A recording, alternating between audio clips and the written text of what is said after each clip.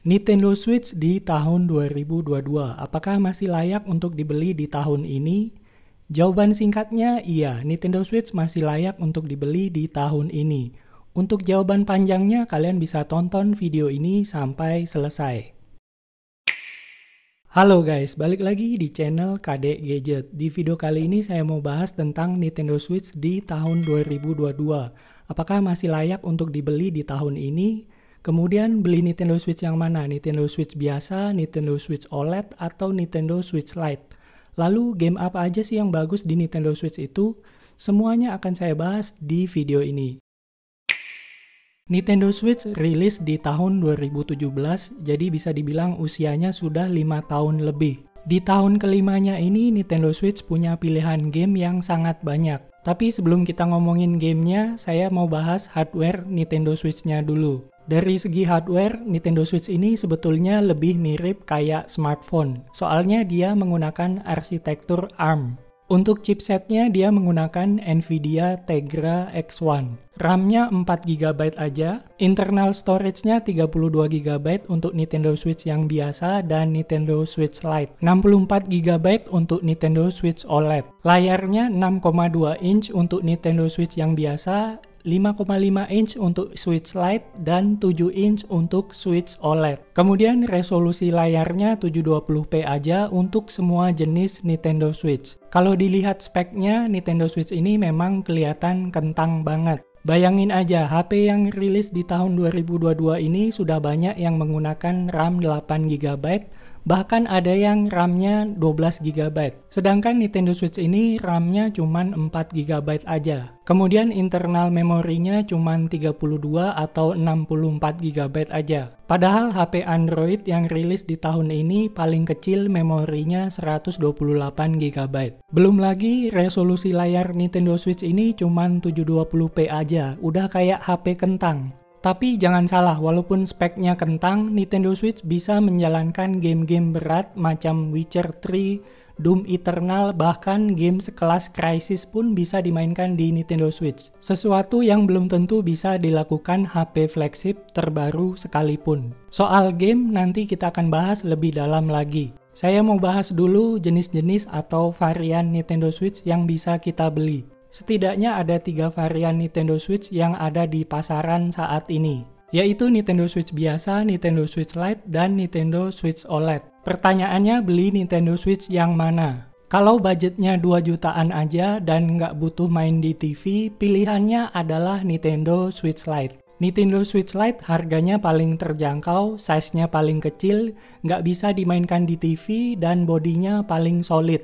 Soalnya Joy-Con-nya nggak bisa dicabut. Kalau kalian butuh main di TV, pilihannya ada 2, yaitu Nintendo Switch yang biasa atau Nintendo Switch OLED. Nintendo Switch yang biasa harganya 3 jutaan, sedangkan Nintendo Switch OLED harganya 4 jutaan. Kalau kalian pengen experience yang terbaik, jelas pilihannya adalah Nintendo Switch OLED. Soalnya Nintendo Switch OLED adalah varian yang paling baru dan punya beberapa improvement dibanding Switch sebelumnya. Tapi dari segi performa gaming, ketiga jenis Nintendo Switch ini sama aja, nggak ada bedanya.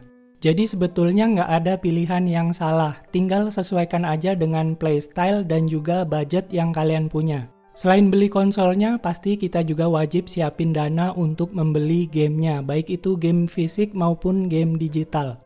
Nah, ngomongin soal game apa aja sih yang bagus di Nintendo Switch? Yang jelas ada banyak sekali game bagus di Nintendo Switch. Tapi di sini saya hanya akan bahas beberapa game aja yang kebetulan saya punya. Kita mulai dari game first party atau game yang dibuat oleh Nintendo. Game yang pertama adalah Legend of Zelda Breath of the Wild. Ini adalah game open world yang sangat fenomenal. Saking fenomenalnya, game ini jadi bahan contekan untuk game lain. Contohnya Genshin Impact, game yang biasa kalian mainkan di HP itu idenya nyontek Zelda BOTW. Zelda BOTW ini adalah salah satu game terbaik di Nintendo Switch dan wajib untuk dimainkan.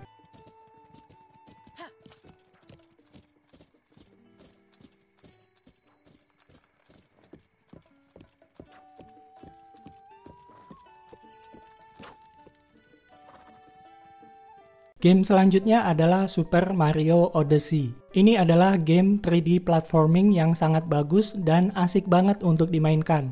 Super Mario Odyssey ini termasuk game open world, walaupun skopnya jauh lebih kecil dibanding Zelda BOTW. Buat kalian yang suka game 3D platforming dan suka dengan Mario, kalian wajib main dan namatin game ini.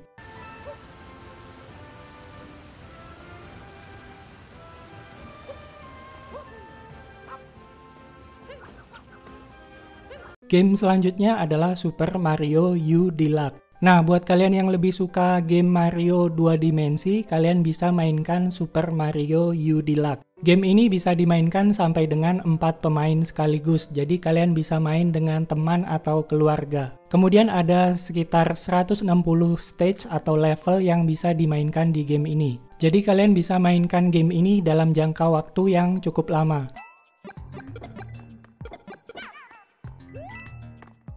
Game selanjutnya adalah Mario Kart 8 Deluxe. Ini adalah game balap yang sangat asik untuk dimainkan dengan teman atau keluarga. Game ini bisa dimainkan sendiri, tapi kalau main sendiri itu biasanya cepat bosan. Soalnya game ini memang didesain untuk dimainkan rame-rame dengan teman atau keluarga. Kalau bosan dengan balapan yang itu-itu aja, kalian bisa cobain battle mode yang ada di game ini.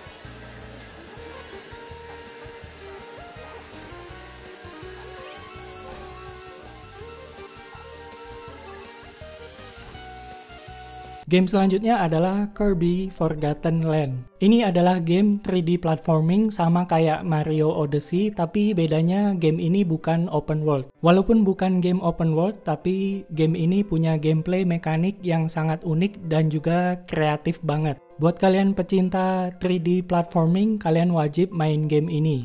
Menurut saya, Kirby Forgotten Land ini adalah salah satu game terbaik Nintendo Switch yang rilis di tahun ini.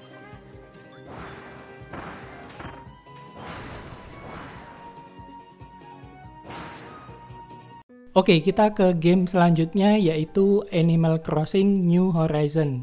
Game ini rilis di tahun 2020 di saat pandemi COVID melanda dunia. Banyak gamers yang menghabiskan waktunya di game ini selama lockdown. Bisa dibilang ini adalah game yang perfect untuk menemani gamers selama di rumah aja. Tapi jangan salah, game ini juga masih asik untuk dimainkan sekarang.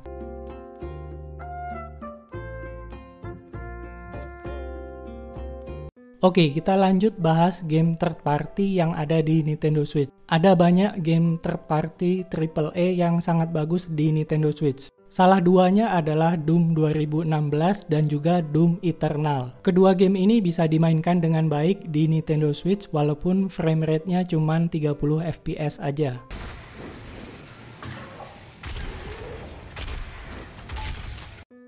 Kalau kalian lebih suka game tembak-tembakan dengan tema cowboy, saya rekomendasikan Call of Juarez Gunslinger. Tembak-tembakan di game ini asik banget, kita berasa kayak cowboy beneran. Sayangnya game ini lumayan pendek, bisa ditamatin dalam waktu 5 jam aja. Oh ya, tadi saya sempat menyinggung tentang game Crysis. Game Legend ini bisa kalian mainkan di Nintendo Switch. Hebatnya bukan cuma Crysis 1 aja, tapi Crysis 2 dan 3 juga bisa dimainkan di Nintendo Switch. Kemudian buat kalian yang suka dengan game open world RPG, kalian bisa mainkan Witcher 3 Wild Hunt. Memang versi Nintendo Switch-nya ini nggak sebagus di PS4 atau Xbox. Tapi game ini sudah mendapatkan update sehingga performance-nya bisa lebih stabil dari sebelumnya. Buat kalian yang pengen main game balap tapi nggak begitu suka dengan Mario Kart, kalian bisa cobain Grid Autosport. Di Nintendo Switch itu nggak ada game balap simulasi macam Gran Turismo atau Forza Motorsport. Satu-satunya game balap yang mendekati simulasi ya Grid Autosport ini. Sayangnya game ini hanya tersedia secara digital, belum ada versi kasetnya.